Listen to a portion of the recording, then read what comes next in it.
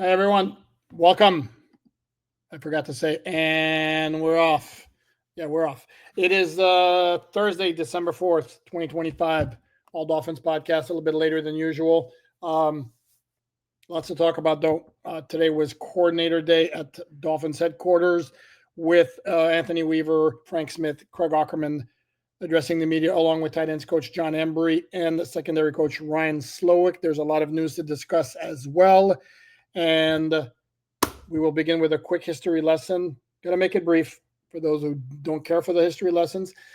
December 4th, 2025 marks the 20th anniversary of what I would say was one of the best games of this millennium for the Dolphins. It was against the Buffalo Bills. It was in Nick Saban's first season as head coach. It was part of a 6-game season-ending winning streak that got the Dolphins from 3-7 to 9-7. Certainly one of those would come in handy this year as well. And this was in Miami at Hard Rock Stadium, which was known by another name at the time, name that escapes me. But anyway, the gist of it is the Dolphins quickly fell behind 21-0 behind 3 touchdown passes from J.P. Losman to Lee Evans. 21-0.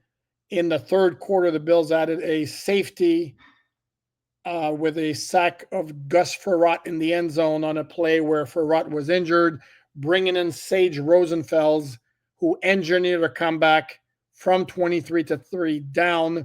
Dolphins winning 24-23 on a touchdown pass from Rosenfels to Chris Chambers in the corner of the end zone in the final minute or so, putting the capper on a great day for Chris Chambers.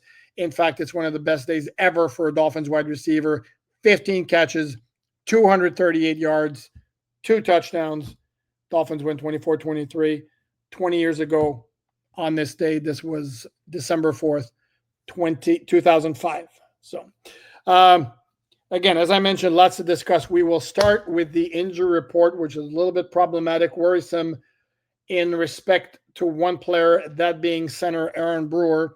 And this is interesting because it comes hours after offensive coordinator Frank Smith sang the praises of Aaron Brewer, who is not among the top 10 vote getters in the first round of fan voting for the 2026 Pro Bowl games, which will take place this year in the San Francisco area where the Super Bowl will be played at Levi Stadium. And Smith was asked about why he felt Brewer deserved Pro Bowl consideration, and he was glowing praise, talking about his movement, how well he's blocking at the second level, his leadership as well, and all of that is true. Aaron Brewer's had a really, really good season. He's also played through a lot of issues, and on the first injury report of the week, ahead of the Week 14 game against the New York Jets, Brewer was listed as a full participant, was on the injury report Wednesday with ankle and neck issues, ankle/neck. Well, on Thursday, we added another body part. Now it becomes ankle/neck/knee. He was limited in practice. And again, as you've heard my spiel before about limited with a new injury, especially on a Thursday, that suggests he was injured in practice. It also means we don't know the severity of the injury. We will know more on Friday when Mike McDaniel addresses the media late in the morning. But that's something to keep an eye on. If for some reason the injury is significant enough that Brewer can't play, already dealing with ankle neck issues, if Brewer can't play, then we'd be looking at a situation where Daniel Brunskill likely would start at center in Brewer's place, and that, of course, would affect the Dolphins' usage of the heavy formation, jumbo package, whatever you want to call it, where Brunskill lines up as a 6th offensive lineman/tight end. And it's been a wrinkle of the offensive scheme, offensive formation that's helped the Dolphins have some success since it first started in the game in Week 8 against the Atlanta Falcons when the Dolphins began their run of 4 wins in their past 5 games, including 3 in a row. So definitely a situation to keep an eye on with Aaron Brewer. One player did not participate in practice on Thursday was defensive tackle Benito Jones, who was dealing with an ankle injury. He practiced full on Wednesday with the injury, but then had the added notification of personal on Thursday, which means it wasn't an issue of the ankle injury being more serious. This was personal. Would not imagine, again, I don't know the nature of the situation involving Jones. But at this point, it's fair to be confident that he'll be able to play against the Jets on Sunday. Another new injury on the injury report is that of safeties, more so special team specialist Elijah Campbell. Ankle injury, limited in practice on Thursday. Again, this is a new injury, which suggests more than likely he was injured in practice as well. So this was not a good practice for the Dolphins, who had two guys we think sustain injuries. We'll know more details again on Friday. On the good news, two players who were limited on Wednesday were full participants Thursday, those two being cornerback Rasul Douglas and fullback Alec Ingold, along with Jones, Brewer, and Campbell, the only player who was limited in practice on Thursday was Darren Waller, but the injury classification is rest, so it doesn't seem like there would be any concern for him being able to play against the Jets. And if we recall, it was against the Jets that he made his Dolphins debut in Week 4, and quite the debut it was, as he scored 2 touchdowns in the Dolphins' 27-21 victory, which unfortunately was marred by the loss of wide receiver Tyreek Hill to a season-ending knee injury. More news. We found out on Thursday during our conversation with defensive coordinator Anthony Weaver, the Dolphins have a new assistant, consultant, member of the coaching staff, however you want to describe it, who's been helping out with the outside linebackers, that being Bill Shuey. And Anthony Weaver told the story. He interviewed for the outside linebackers position when Weaver was in Baltimore years back. Weaver recalled him. Weaver suggested to both Mike McDaniel and Brandon Shore that this would be somebody that maybe they should give a call to. He was on the Jacksonville Jaguars coaching staff the past 3 seasons. There was a coaching change there. If you remember, Doug Peterson fired, replaced by Liam Cohen. Shuey was not returned by the Jaguars, did not hook up with any other team, so he was in the Jacksonville area. Dolphins gave him a call. He come on down. That happened in the Cleveland game, and the funny story, as Weaver goes, is offensive assistant Max McCaffrey, yes, the brother of Christian McCaffrey, showed up at Cleveland with Bill Shuey making the trip with the team after just joining the coaching staff, and basically asking the equipment manager, like, who is this guy? And Anthony Weaver raved about what Bill Shuey has been able to do, working with Sean Ryan, who began the season as senior defensive assistant before starting to work with the outside linebackers after outside linebackers coach Ryan Crow was arrested on battery charges and placed on temporary leave by the Dolphins. And this is where there's an update there as well. Check in the Dolphins website. If you look at the coaching staff, you will not see Ryan Crow anymore. This is where we should point out prosecutors declined to press charges against Ryan Crow. So that's settled from a legal standpoint, but he's no longer a member of the coaching staff per the Dolphin team website. There was no announcement that Dolphins had moved on from him, parted ways, however you want to classify it. But again, he's no longer listed as a member of the coaching staff. So this is where Bill Shuey comes in, who does not show up on the list of coaches on the team website, but per Weaver, Weaver said they don't even know exactly what his title is, if he's a coaching consultant or what. So there you have that. Former Dolphin news very quickly. Hat tip. I don't believe we discussed this on Thursday. Brian Hardline, new head coach at the University of South Florida. If you don't know his journey, he's been at Ohio State, has helped produce a stupid, ridiculously good line of Ohio State wide receivers who got into the NFL and really became very impressive players in the NFL, whether it be Jackson Smith-Njigba, Marvin Harrison so far hasn't panned out, was 4th overall pick anyway. I'm going to butcher his name, and I apologize for that. Ibuka with the Tampa Bay Buccaneers. I may be forgetting others. There's quite the line. He became the co-offensive coordinator last year along with Chip Kelly. Remember the name?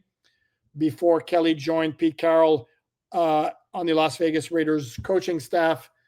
Hardline now was in his first year as a true offensive coordinator, the sole offensive coordinator. He's going to finish out the year and then become head coach at the University of South Florida. Everywhere you look, every time story you read about hot coaching candidates, that guy right there was one of them. For those maybe who've forgotten about this, Brian Hartline was a pretty good wide receiver for the Dolphins as well. Out of Ohio State, led the team in receptions in 2012 and 2013, I want to say, or 2013, 2014, one of those, two of those years.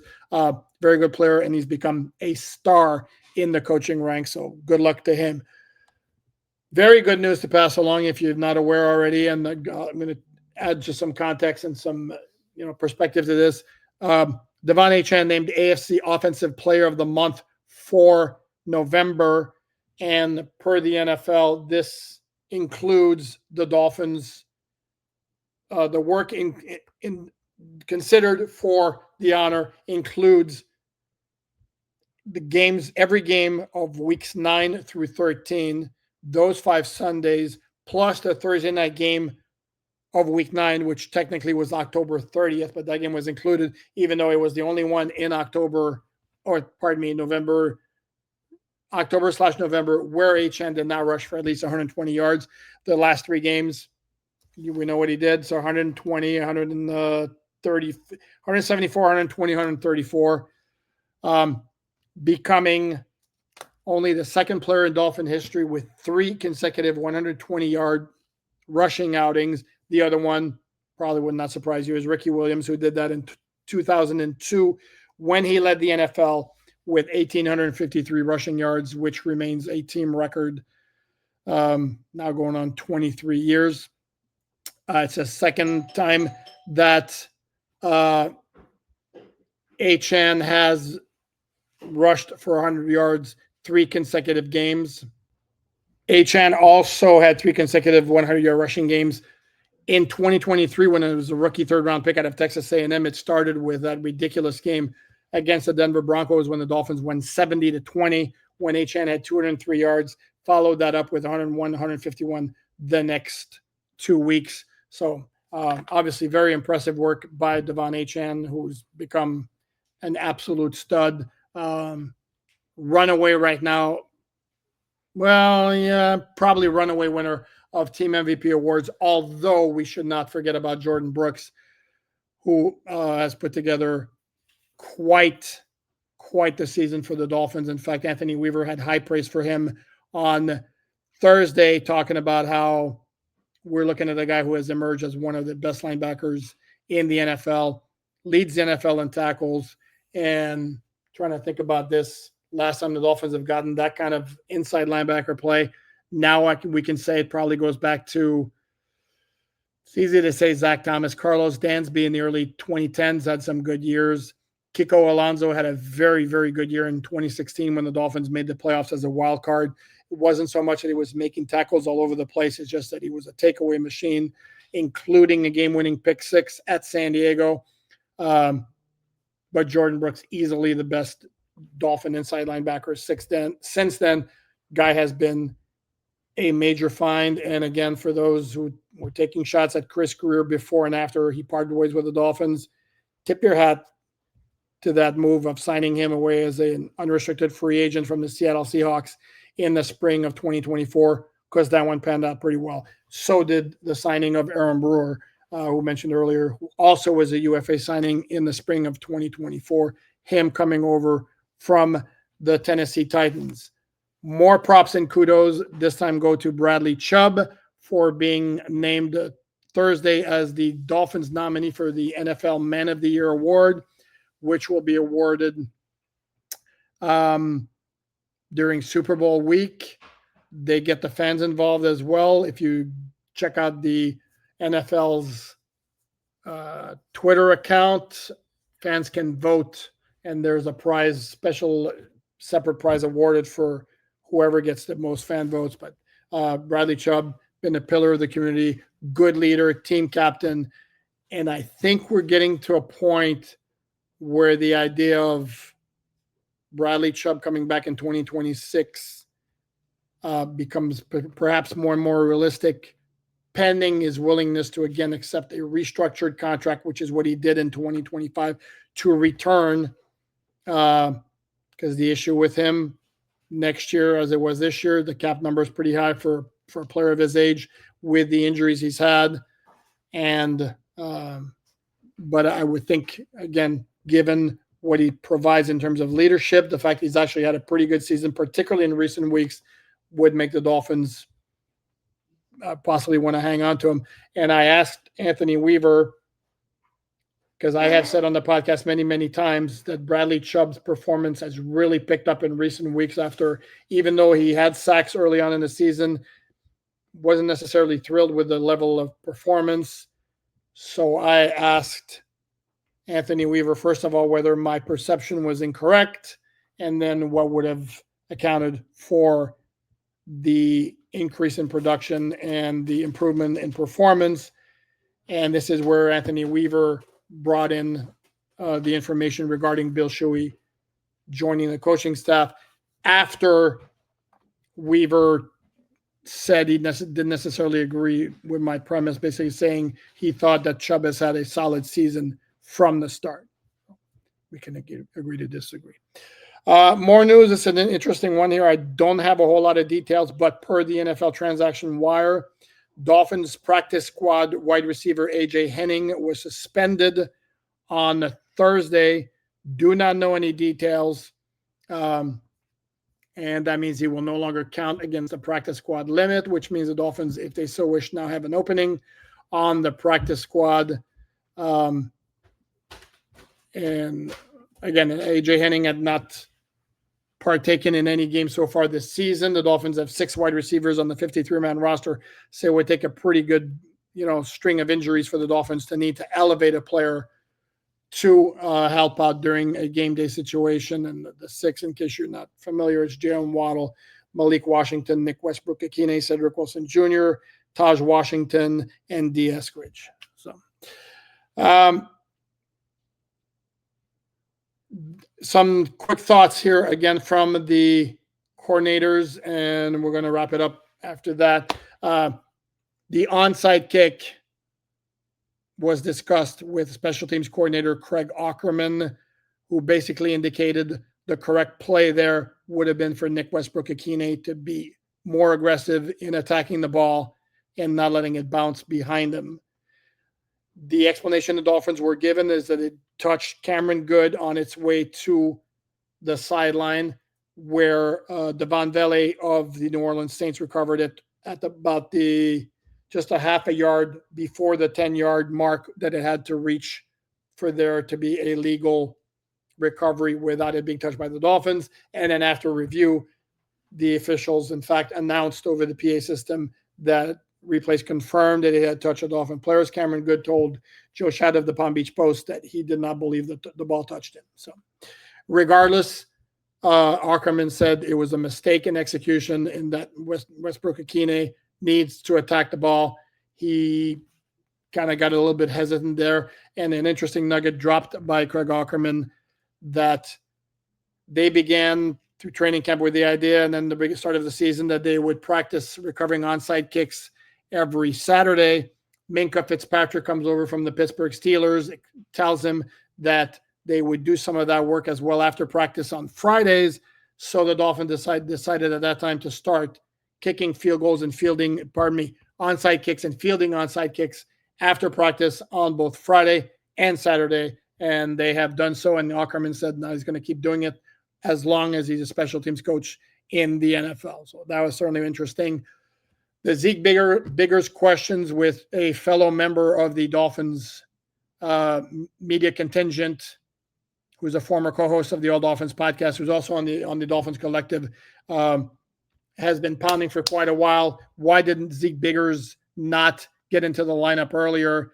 I said all along, because he wasn't ready. There wasn't like the Dolphins were going to throw him out there to the wolves and have his performance affect the rest of the run defense, even though we're still struggling. Regardless, you throw a rookie in there who doesn't know his assignments and is not on his P's and Q's, for lack of a better term. Pardon me, the cliche. It's going to be even worse, number one. Then number two, what you risk doing is if you subject a rookie to a lot of failure early on in his career, not every rookie is going to have, the mental fortitude to overcome it. At some point, you risk damaging a player for more than just the what happens right in that game. And guess what? It's exactly what Anthony Weaver just said. It was basically that Zeke Biggers needed to get, and he made the point, Zeke Biggers, Dolphins got him where they got him for a reason.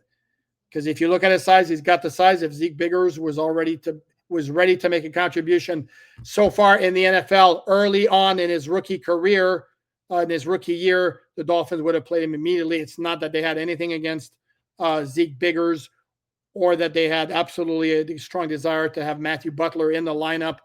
Again, they did not want to put Zeke Biggers in there until he was ready to go. So that was certainly interesting. And the last thing I'm going to leave you with is John Embry, the tight ends coach. Not a happy camper that the Detroit Lions claimed Hayden Rucci off waivers after the Dolphins released him to make room for Darren Waller. On the same day, the Dolphins also activated Austin Jackson from injured reserve. Clear, as I suggested early on, that the Dolphins wanted to bring back both Aiden Rucci and Keon Smith, who was waived on that same day.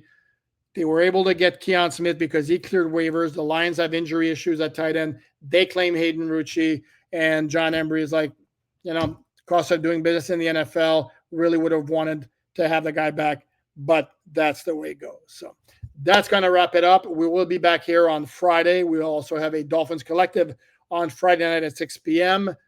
Thanks, everyone, for watching. Please check out the written content, MiamiDolphins.si.com, all for free. A lot of it, a lot of good stuff in there. And as always, tell your friends, you need to get that subscriber base up. Want to keep this podcast growing and maybe throw in some new wrinkles, some new things to make the podcast even better. So please, again, pass the word. If you don't already do so, subscribe. And if you prefer your podcast in audio version, we are available, the All Dolphins Podcast, wherever you get your audio podcast. So that's going to wrap it up. Thanks, everyone, and have a good one.